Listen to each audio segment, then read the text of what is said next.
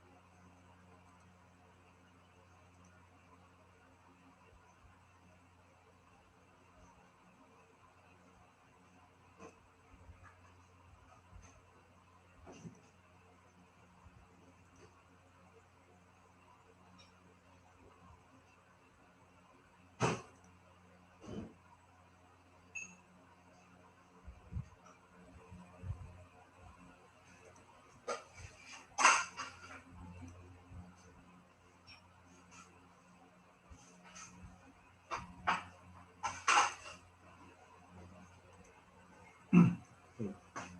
So this is the Simulink in MATLAB. So if you're going to double click this,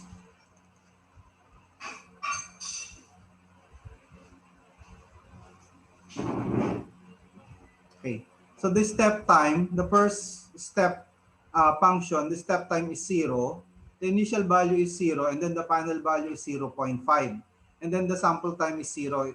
Sample time 0 means that it will not cause any lag during the sampling. Pero syempre, generally, you don't like to introduce any lag because of the sampling. No? So we just use sample time is equals to 0. Okay. And then the second step function. So for the second step function, the step time starts at 1. The initial value is still 0. And then the final value is 0.5. So that means that the error will increase to 0.5 starting at time is equals to 1. No? And then sample time again is 0.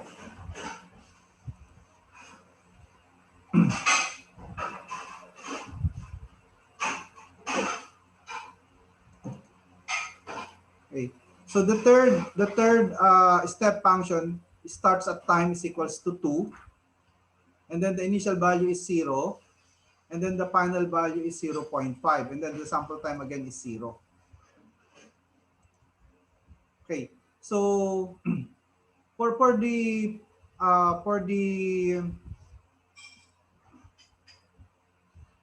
for the second, for the second step time, uh, we have introduced this in the negative, junction of the subtraction function, so that it will subtract 0.5 error. Okay, so that the error from 1 to 2 will become 0, no, because the initial error is 0.5. So when you subtract 0.5, it will become 0. Okay, then this is a value of 0.5, then we introduce it again at the negative junction, so this will result to a negative 0.5 from time is equals to 2 to time is equals to 3. So the last step function starts at 3, and then initial value is 0, final value is 0.5, sample time is equals to 0. Okay?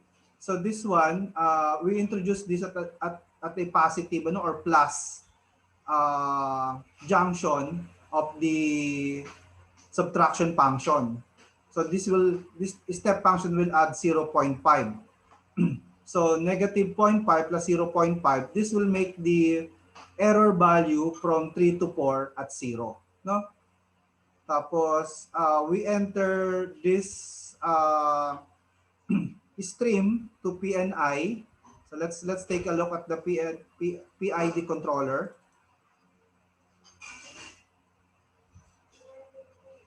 So sa PID controller, you need to press this down arrow, and then the default is PID. The default is PID. So you need to select PI since we are at this topic. We are solving a proportional integrator problem. Tapos this is the equation. So in P, you're going to place the value of Kc. So that means you're going to place 2. So in the problem, it's given that Kc is equals to 2. In the integral, we're going to place the value of Kc divided by tau I. So since Kc is equals to 2, and then tau I is equals to 0.5, so sa integral, you're going to place 4. That is 2 divided by 0.5. And then you just place apply. So, okay. And then we have a bus. I've shown you this before, and then you have a scope. So basically, you just run this. You just run this problem. I have already run this, and then you double click on the scope. So, you double click on the slope. This will be the result. So basically, this is, we started at 1 kasi this is 0.5. So times 2, that will be 1. No? Tapos we added this area, yung 0.5 times 1 times 4. So 0.5 times 4, that's 2. So 1 plus 2, you have a 3. No? Tapos nag-drop ka ng 0.5. So minus 1, it becomes 2. Tapos you have a 0 area. So that's why you have a constant 2 right around here. Tapos you drop again another 0.5. So this is, it will result to a drop of 1. And then the area again is 0.5 times 4.